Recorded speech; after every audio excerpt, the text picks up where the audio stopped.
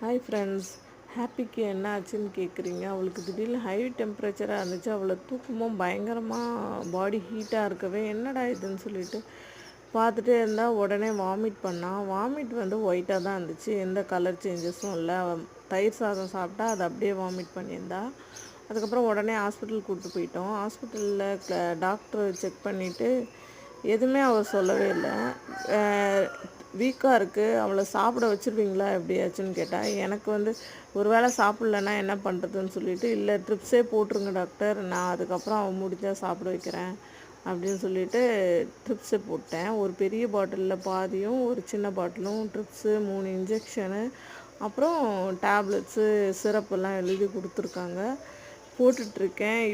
இப்போ வரைக்கும் அவள் டல்லாக தான் இருக்கா. ராத்திரியில் சரியாக தூங்க மாட்றா. எந்த பிளட் வாமிட்டிங்கோ பிளட் எமோஷனோ எதுவுமே இல்லை. என்ன ப்ராப்ளம்னே தெரியல.